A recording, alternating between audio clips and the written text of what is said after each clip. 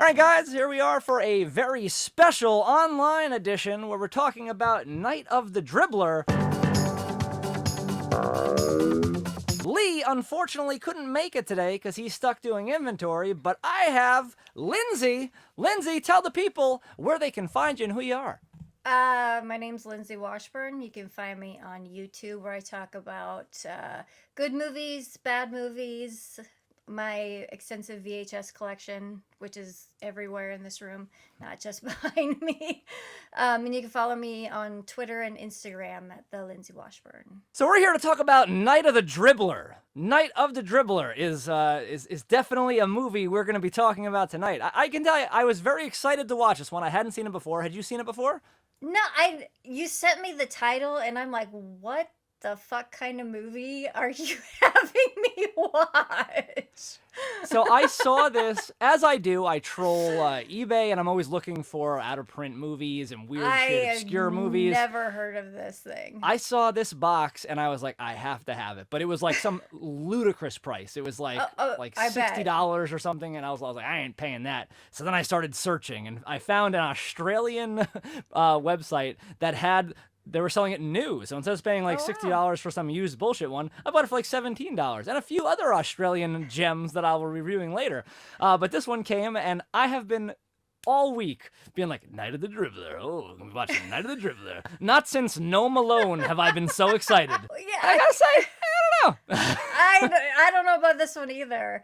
No, I'm glad you explained where you found this, because I was going to ask you that. Like, where the hell did you find this movie? The box looks amazing. I gotta say, like, just seeing the box, it would appear to be everything I would want in a movie. Oh, yeah, and because I saw the cover and everything, and I was thinking it was like a newer movie. It sounded like something that maybe came out recently before I saw the poster and when it was made. But I was very excited to see that it was made in 1990. Yeah. That added another level of my curiosity. It seemed like there was some sort of like production hell or something on this, because like it came out to DVD in 90, but I'm not sure if it was made in 90 or if it was made in 80 or... It had a lot of 80s. I mean, the fashion, the hair, and the vibes were very 80s. And it's hard for me to gauge when the 80s go into the 90s because I grew up in the Midwest where the 80s hung around for a little bit longer than they did everywhere else.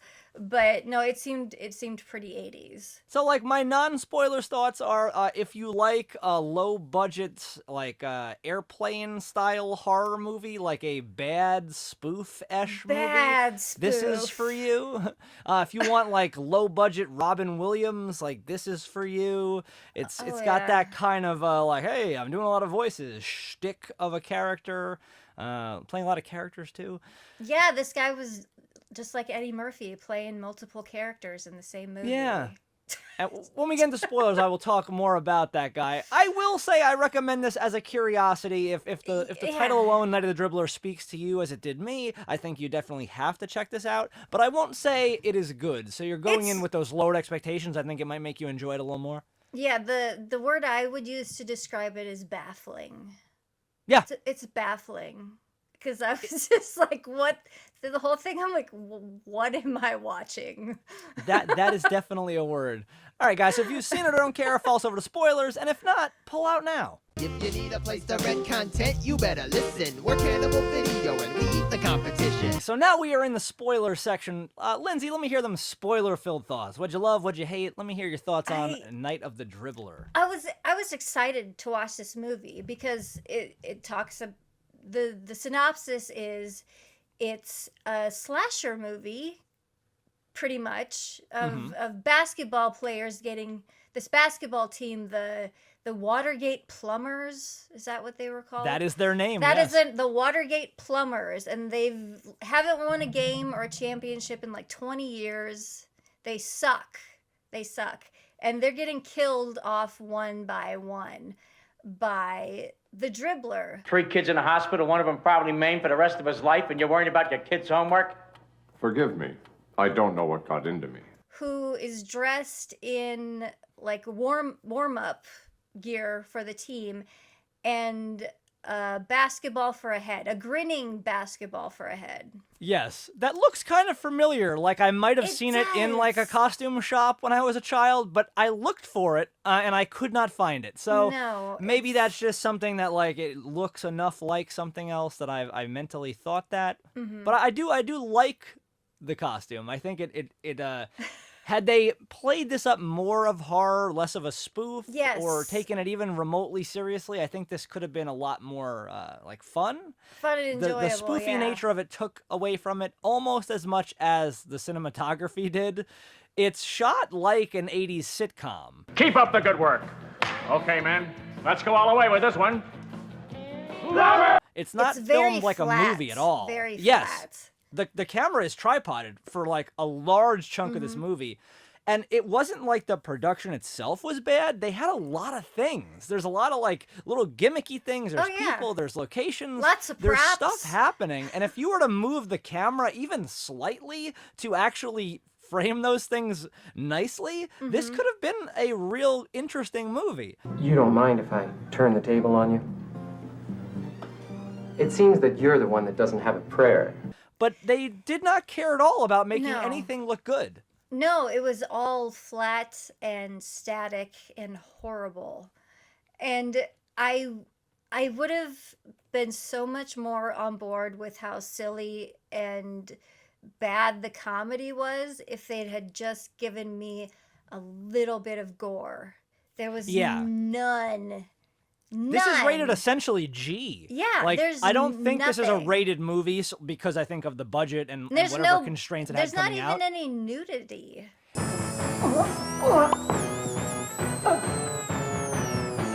Not even like in the movie. Like that girl's filmed and there's a part where the camera dips and you can see she's wearing tape.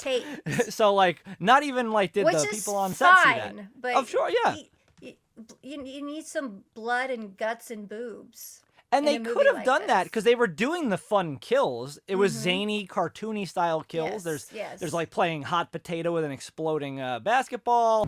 Hey, come on, hey? What's going on? What are you doing? Get this thing out. A TV into the hot tub.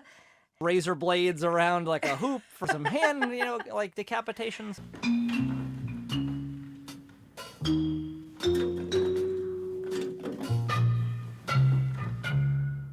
Like, so fun stuff could have happened in this, but it's like I said, it seemed like at every turn they were like, how can we make it slightly worse? And that was, again, that was part of it. Like, just real cheesy, not playing it up enough for the comedy to make this a comedy, and not playing up the horror at all. Exactly. And there were a couple spots where they were going in the right direction with some of the bits that they were trying to do, but they never landed. They would never land. And the one that I think sticks out the most is there's the two deans.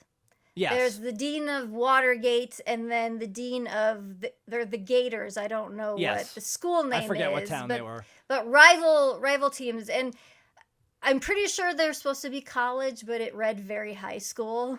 It went back and forth, I think, even in the script, because I'm pretty sure they said, like, she's a blah, blah, blah major. The Rosalie Flynn? Biology major? Room 218? That's the one. Tough break. And that means college, but I think they used the words high school. So I think that there were probably rewrites in the middle, and they just like doing a like word search change. Like, well, that word was spelled wrong. We didn't find that part or something. Like, I don't know. It was confusing. But yeah, they have a bet. They're gonna have a bet over the big game, the big championship game. Whoever loses has to get a tattoo that the other person picks. Like a tattoo. Of what? Well, that would be for the winner to decide. Where?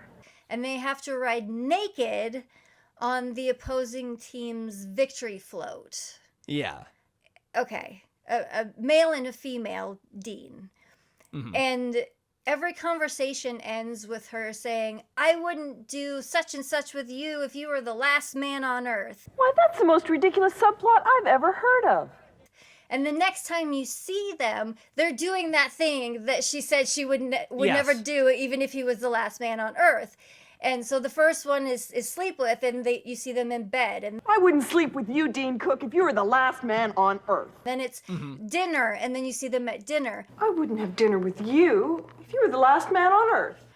But they don't keep going with it. She says dinner again. It's like, just make the situation just even more absurd the next time. I thought they were gonna land it. It would have been funny, but they didn't. And if they would have kept doing it backwards, it would have been nice too. Like if the first one is sleep with, the next one is dinner, and then the next one's coffee or something, and you keep working your way back. Make it I wouldn't say hello to you if I. Yeah, exactly. There's a natural progression to that bit, and they just stopped and did the same thing again. I was like, you were almost there. You almost made it funny. Did you get the impression watching this that the guy who played, like, the coach, the detective, and the announcer guy was like the writer-director of the movie? I thought so. That's because it seemed a little bit like a vanity project. Precious seconds remain, and only time will tell. Exactly. It's a showcase of what that man can do, and what he can do is okay. It's okay. He has his moments. Moments. But they're very few and far between. The amount of the few and far between parts where, like, it falls, you're like, oh, well, that's because he's the guy who's writing it. He thinks he can do this. Yes. But because that's not the case, it makes me, like, really question what's happening. Basketball. Offsides. Off-white. Maybe the lunatic was shy.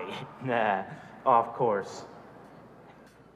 I know. Like, is that your buddy? You're like, what exactly am I to believe is happening I don't here? know. Because the fact that he is not the guy in charge, it's is very surprising. Strange. Yeah. Because I went to the IMDb page and I was expecting to see his name under at least writer, and it's not there. No. So I'm like, this guy had to have had some kind of influence and sway to put all the bullshit into this movie that he Very did. strange. And I even looked into him and I'm like, well, what did he go on to do? And like, he did a lot of voice acting stuff, which kind of makes sense because he had into a lot of voices. Impressions. He did Jack Nicholson. I top blew it, and if it was up to me, I'd kill him. But it's not my place. I'm just a fan. Who else did he do? Robin Williams. He did somebody else. Oh, thank you. That's very nice. I think he would have got sued if he did Robin. That's true. He did Michael Jackson. When the ball comes down the court and the people do the layup shot and then the dribble down the thing, and then the people get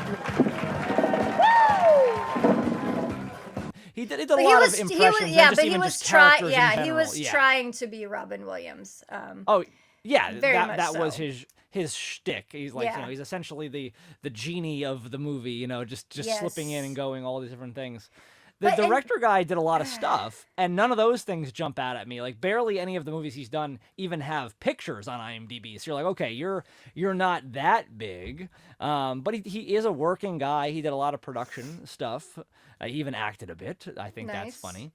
But it's weird. Like, this movie has it falls so oddly in the spectrum because of all those things we've said there, that I was looking for anything to jump out and be like, oh, okay, this was actually funded by Gatorade. It's the final quarter, and what a close game it is. Like something. I don't know where it comes from, or because I'm like, what's the point of this movie? Is what I kept asking myself. It's not to be like a gore fest horror movie, and it's not. I think it's just meant they go for the comedy thing, but it's like I was looking at the characters. Like, are these supposed to be like stereotypes of certain things going on at the time? But I'm like, no, because one guy thinks he's one guy thinks he's Elvis. Every player on this team is one thing, and one thing only on their minds, and that's scoring. And it depends when the movie was written, though. So, like, That's it might have been a guy, I wrote this when I was 20, and Elvis was still a thing. But I'm just like, I don't get. I'm like, why are these the choices? I don't get it. That could be said a bunch of times. Why are these the choices? Why are these the choices? I didn't think the Elvis guy was that bad. I was like, oh no, that guy actually kind of is a decent young Elvis impersonator. No, he did a good job. High Top, that was his name. When his I hands only get remember cut off, a few names. It's as if he had no idea what dunking would have been as a writer. because No. he slammed them hard enough to sever his hands on the rim at the wrist. Had he cut off all of his fingers, that could have been interesting. And maybe they were like, oh, we can't film that. But they couldn't film what they did. He got his hands cut off and he cuts back and he's just like mitten thumbed. Yeah. And they're not like saying, that's oh, so we there. reattached his hands. Things could be better. Things could be worse. We're just saying nothing.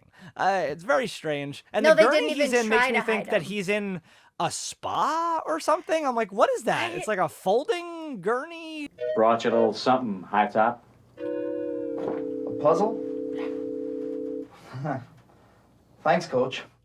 Don't mention it. It's like an exam table thing. I don't know. It was very odd. Very odd. A lot of weird things like that in the movie, like weird exteriors where it would be like, okay, here's a zoom in on a brick building window, Yo, high top. but only the window, and that's all you're gonna get because we don't have that. But we were in the school and we could use that as the hospital. Like it just like Yeah, it's it almost was- weird to me when they don't just like steal a shot. You're outside. I think you can just film whatever you want. Like go guerrilla, or take a picture, use a stock image and just jitter it a bit.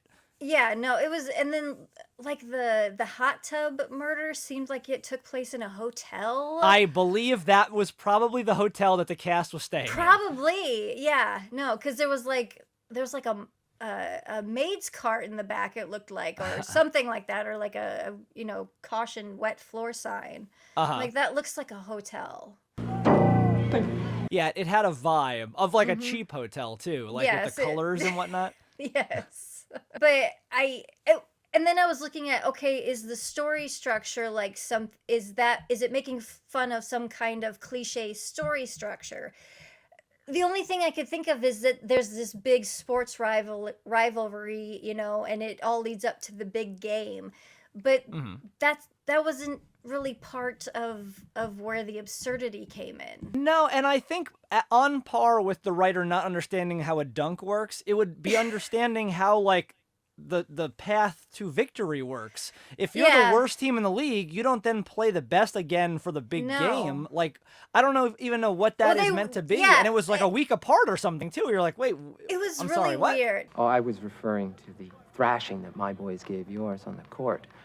Looks like it's a foregone conclusion when the Gators meet the Plumbers next week for the big game. It was really weird because they didn't win any, and then the one game the other team forfeited because they didn't show up or something. Yeah. So that gave them a win. So then they were allowed to go to the big game. So it's like you only have to win. But the big game was already planned. Like they were Yeah. already said, we'll meet you next week for the big. Like it didn't matter. Like nothing in the movie matters. So I don't know why Nothing. I'm even analyzing these things. That's It just stands to true. my reasoning of it's weird to have somebody write a sports movie who doesn't understand what sports are.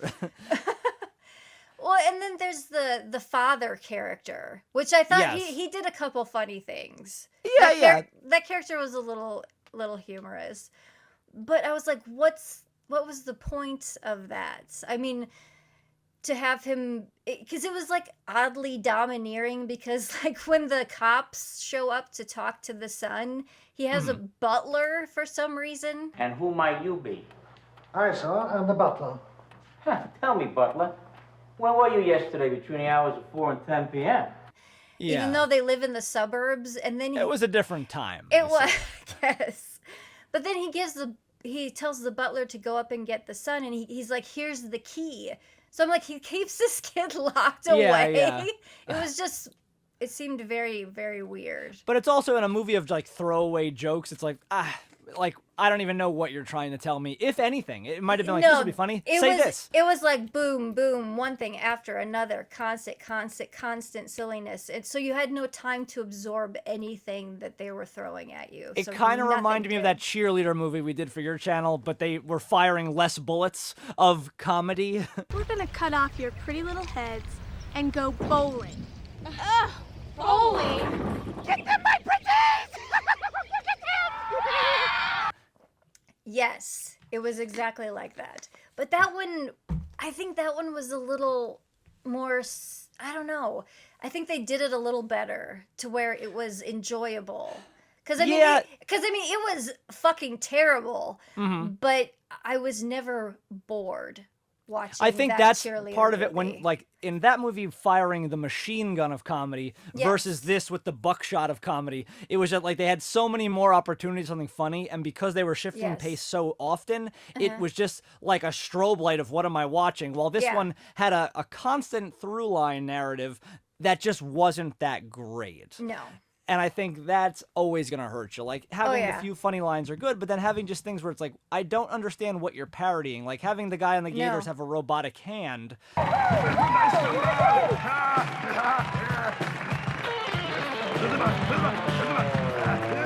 I don't know why he had that. Did it he didn't talk? come back. Did he talk with an Arnold? He sounded like Arnold Schwarzenegger. I wasn't at a couple sure points. if he was overdubbed or if he was talking.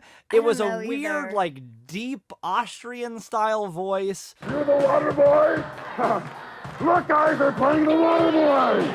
And eventually his hand, like, malfunctions like he's Leslie Nielsen in Surf Ninjas. Because they take an Acme cartoon magnet. Just make sure no one's here. Just get it up, man. You sure that's gonna work? It's the highest powered magnet there is. Are you sure it's gonna work, man? Guaranteed.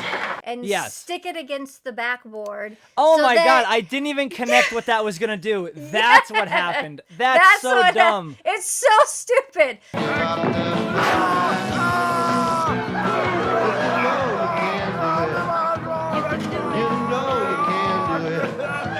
So the guy with a metal hand, who they call the claw, when he goes to dunk, it'll get stuck. But then they unstick him, and then he can't play anymore for some reason. Yeah, well, because I think it's robotic and the magnet's fucked up his sensors or whatever. Okay. But they don't explain any of that, so it doesn't matter. For me, I saw the magnet part, and I'm like, they're going to put metal in the ball, and it's going to just go in. Huge magnet. Oh, yeah. It's stupid And big. nobody notices it. Oh, why would you? It's so stupid. There's so many stupid one-liners, too. Like, Yeah. the guy slips into a mortuary ad, and he's like, midgets get half off. Happy has the funeral to fit your budget, and as always, midgets have price. Just random, like, very okay, you can't say that anymore, so that it certainly locks in the date. And like, you could still say that in the 90s, but I still firmly believe this is, like, an 80s movie. Yeah, and, like, they have... again, not knowing if this is supposed to be college or high school, because everyone is like 30. Don't say that. Who knows? One of us could be next. Oh, come on, guys.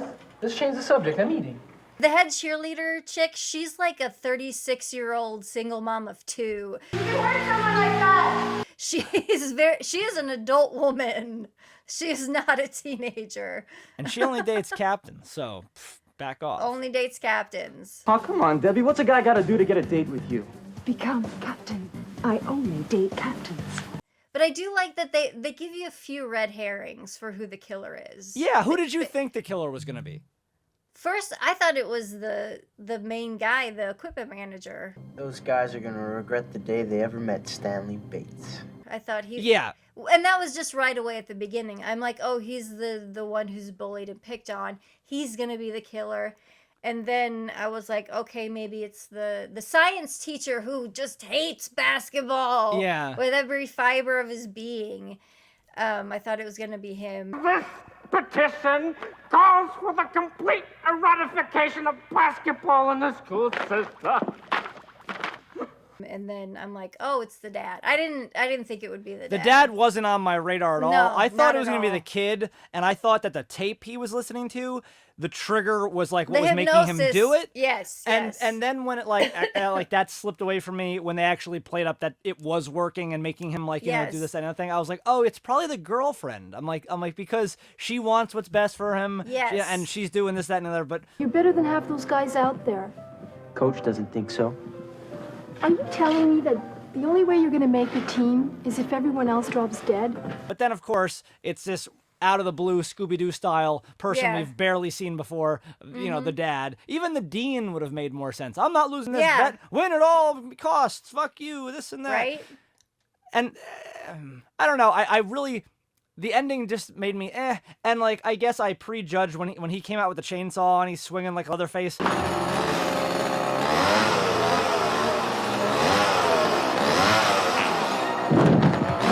Hey, hold the fight's on. I'm like, wait a minute. He just killed all these people just so his kid would be on the team, and he's gonna kill them. And then they actually on the nose say, "Oh no, I wasn't gonna kill both of you, just the girl, because she's a distraction." I was like, okay, I will erase that note from my book here. So I wasn't mad at that. But what did make me mad was his little throwaway line, like right before it turns to black, like, "It's okay, I'm adopted." And I'm like, what the fuck does that mean? I'm so sorry. Good thing I was adopted. What does that mean at all? What? That's your like, haha!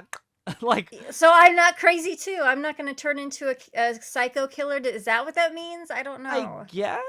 I guess he's a firm believer in like what, nature versus nurture or whatever, or opposite. I guess he's not a believer. Yeah, he's nature versus nurture. So many little moments where I was like, oh, like I said before, like, oh, that was almost funny. Like when the two deans are on their date, they're at dinner.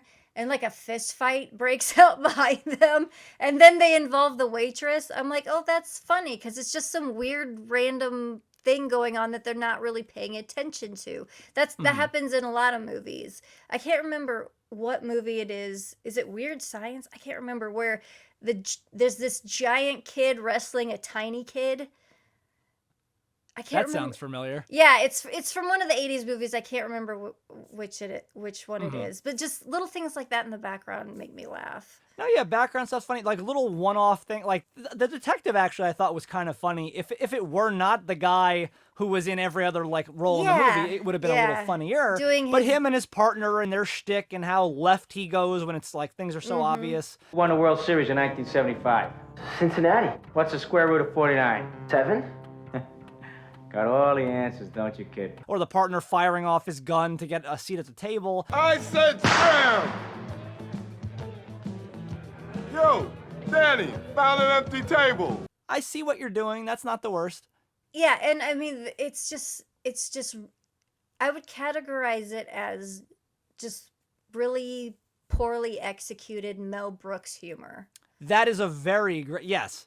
Yeah. You get a bad soap opera like cinematographer and like B-rate Mel Brooks, and that's what you get. Exactly. Yeah, because like let's race to the gym and arrest him, and so they put on little numbers and right.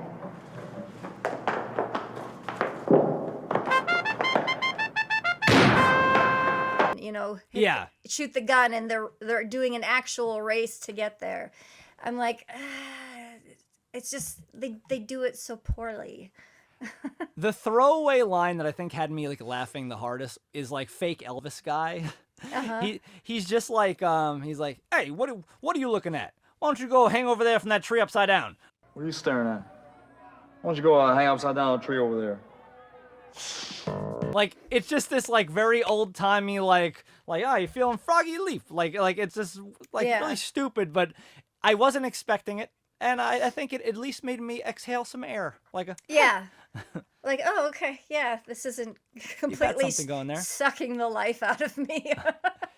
What I really liked was the opening cartoon thing. Yes, but they didn't have enough. They only had enough money for like 2 looping 3-second clips, and it just kept playing. Then it would cut to a basketball, play again, cut to a basketball. Then it had like one little outro of I'm throwing my head.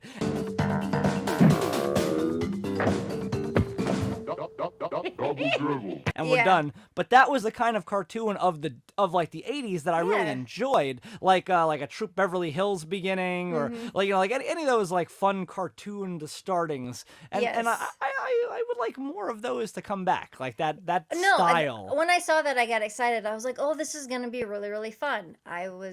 Changed my mind later on that, and then they added the little like the comic book words where it was like bang, and that happened a few times, and that did the movie.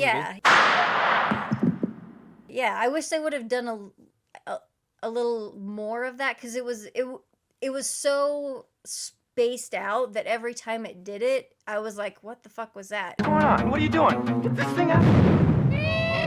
it didn't seem natural because it was so far apart from each other. Well, when you take a fun gimmick and you can't afford to do it enough or do anything else on par with that, it feels very weird and out of place. And like, I'm sure the dude making it was like, oh man, we got this sick animated intro. Oh, we can only afford, okay, we have almost an intro.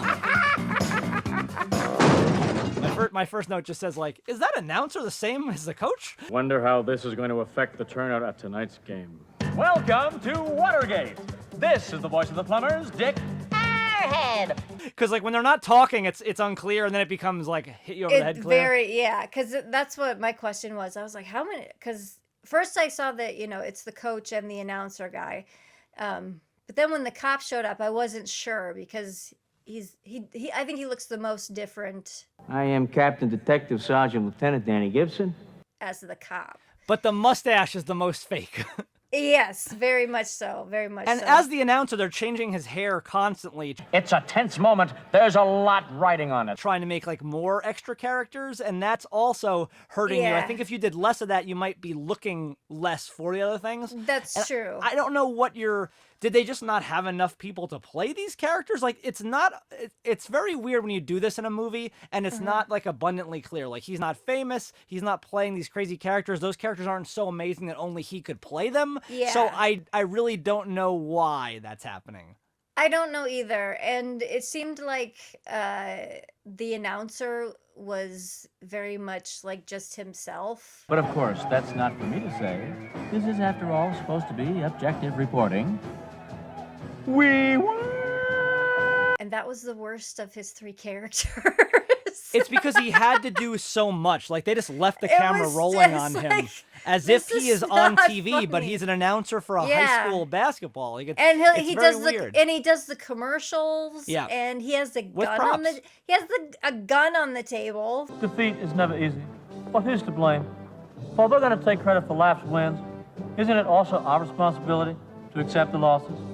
They use a shotgun to end the periods of the game, and you're like, okay. And that shot ends the game. Another 0 in the win column for Watergate. That's weird. I like it, and I'm sure that's because that looked good in the trailer to have like a referee with a shotgun. Yes. But what didn't look good was that when they cut to a slow-mo section that I don't even understand why they did that. Trying to hang in while everybody's going insane. And the movie's only filmed in like 12 frames a second anyway, so to cut the slow-mo, it's just like, cuh. It's a torturous sequence. It is very, no, that was bad. There's no blood in this movie. There's not even a lot of effort put into your very first kill is like the former captain gets his head ripped off.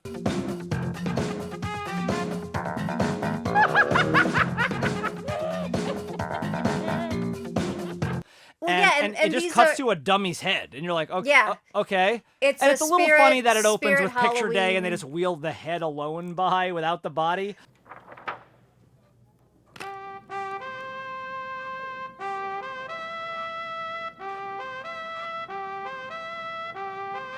I was like, okay, that's how we're starting. It was a little silly, but yeah, and because we have a head and we have two hands that they get ripped off or cut off.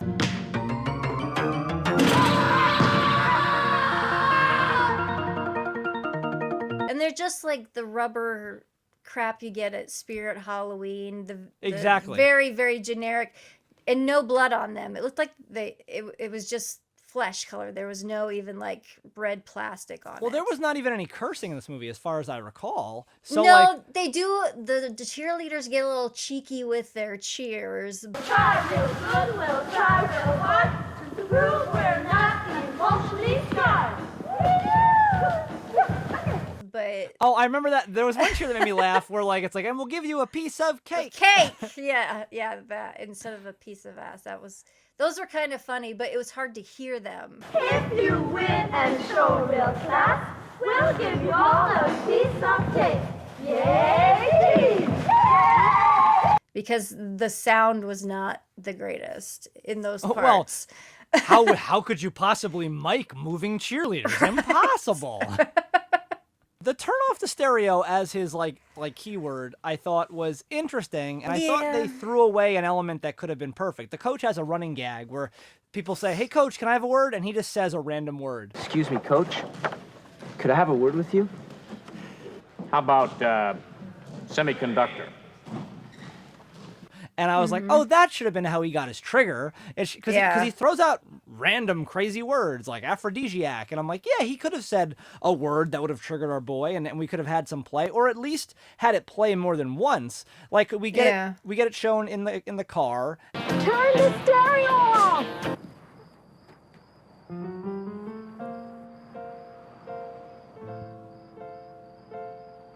And she says it, and this triggers him to now be like the cool guy who's willing to make out with her. And then they triggered her again at the big game, and he actually does his thing. Why not try the turn off the stereo play? Coach, I want you to try and keep an eye on Watergate's scoreboard. And then humor ensues where someone's playing music loudly, and a Jamaican announcer guy has to be like, "Can you turn off the stereo?" And he snaps out. Who's ever responsible for the loud music, please turn off the stereo. Enabling him to prove it was him all along, and he can get that shot even when he's not under hypnosis. He doesn't need it. He can do it all himself. Yeah, heartwarming. I'm in. Yeah, and it was just there were a lot of B plots in this movie. Oh yeah, a lot, and like almost to the detriment of the movie. Oh yeah, there's a lot of characters in the movie, really, for like what it is. I remember the guy who wanted to date the head cheerleader, but she's like, I only date captains. There was that guy. I don't remember names. The Kelso of this movie. Yeah, I don't remember names. There's the crazy redhead guy who's 48 years old. Yeah, at least. Piano hat. Yeah, I thought that the Spanish stereotype guy was gonna have a bigger role or do something, because he would get a couple of key lines every now and again, and then just never saw him again. Nothing. It was fine. Who needed him? No. And then High Top, the guy who thinks he's Elvis. High Top also, I would have had him live longer. I would have made him not the captain to start, so that we could have got more Elvis in there. I thought that was fun. New team captain, number 1701, William High Top Kirk. I thought the science teacher getting shot was fun. Whoa. I won. Oh, no, look out.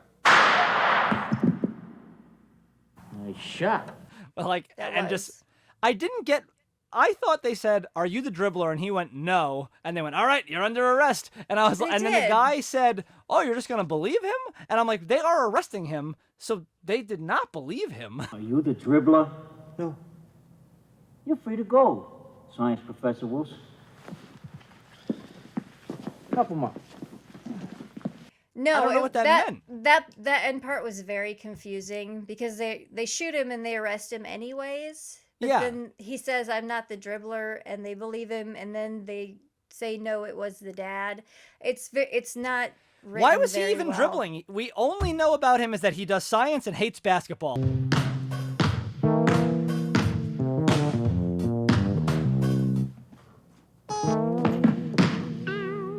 But there he is, like, I'm dribbling, and then bonks himself on the head. So you think that there will be some play up on that, like, oh, while he's in his stupor, he does something that makes them confuse him for somebody else, or this or that, or they come in while he's dribbling and say, "Look, he's dribbling. They heard the sound of dribbling. He's the dribbler." But it's not even that simple.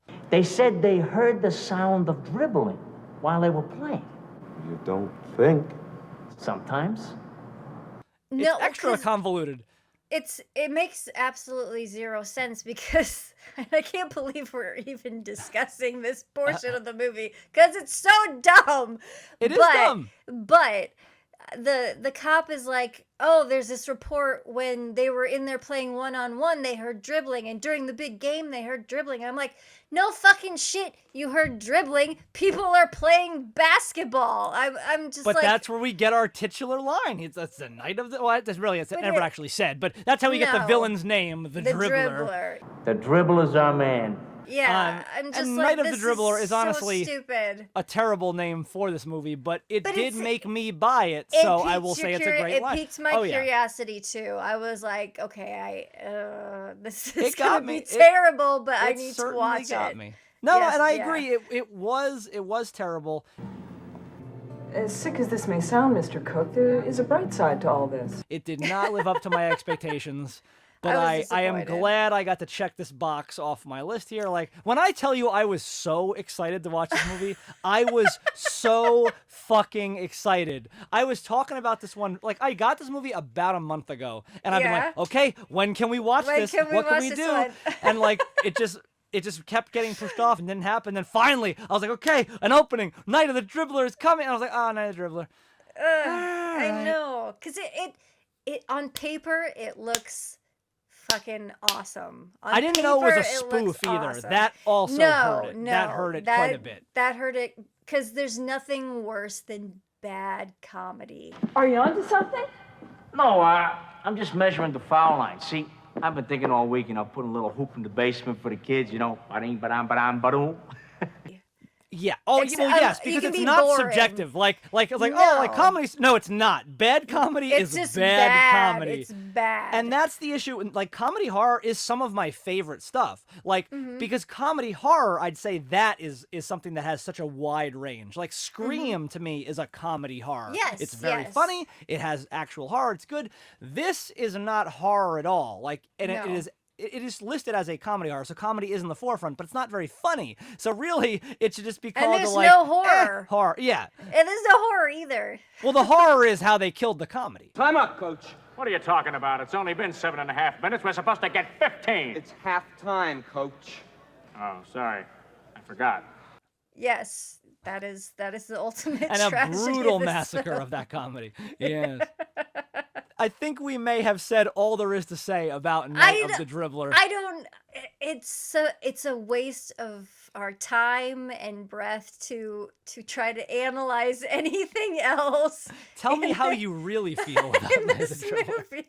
I mean, it is an oddity and a curiosity. I mean, it's hard to put into words like how just baffling some of the choices are.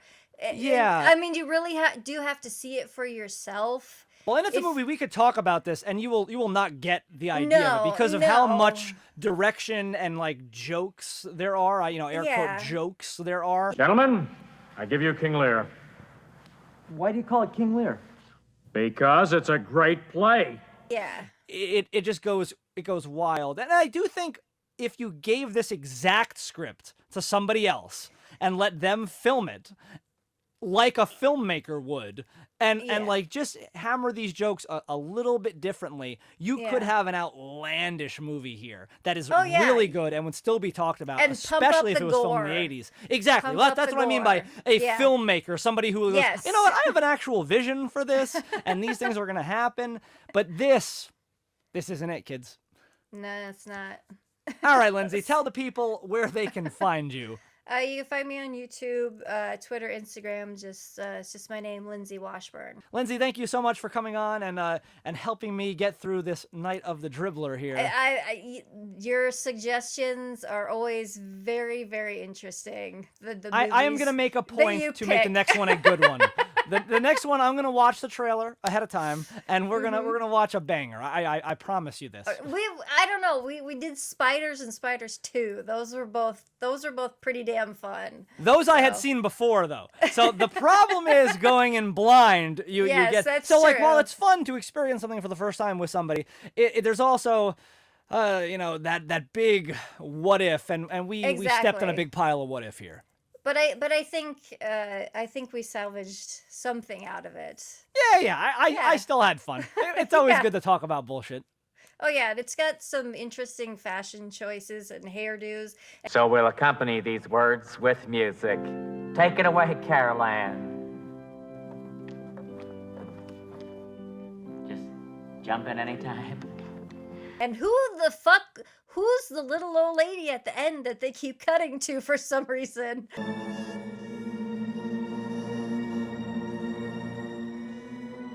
I have no idea who that woman is. She's not in the rest of the movie. There's cut one to part her like 7 times. I want to say it's when our guy is throwing his free throws. It cuts Yeah. to a team member on the Gators, and it looks like he's like rolling his eyes back by peeling the lids or something. He has a look on his face. He's like, "What the fuck am I in?" And that's the best part of the movie. All right, guys, thanks for watching. Let us know in the comments below what you thought about it. Don't die in a fire, and we'll see you next time. If you want to support the show, head over to cannibalvideo.com, pick up some merch. And if you haven't already, hit that subscribe button. That's all right. Yeah, that's something. Whatever. Fuck these motherfuckers. Looks fun. Mind if I join you? Sure. So, Cannibal Video has everything you need. A wide array of VHS and DVDs. We ate the competition, now it's only us. Our expert staff opinions you can really trust.